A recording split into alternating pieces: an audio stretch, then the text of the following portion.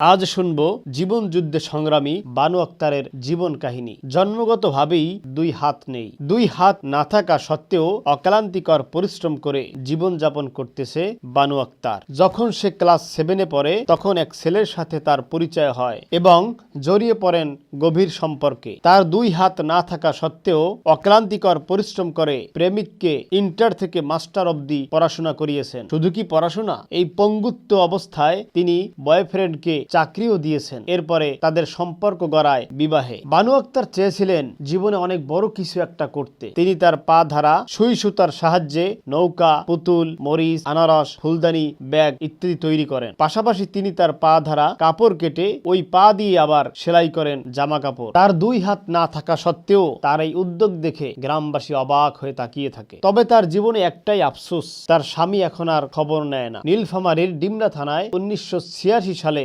জন্মগ্রহণ করে বানু আক্তার। সকল শারীরিক প্রতিবন্ধীদের জন্য তৈরি করতে চান বিশাল কর্মসংস্থান। মিনার টিভির পক্ষ থেকে অদম্য সাহসী স্বপ্নজয়ী এই বানু আক্তারের জন্য রইল শুভকামনা এবং দেশবাসীর কাছে দোয়া প্রার্থনা করি।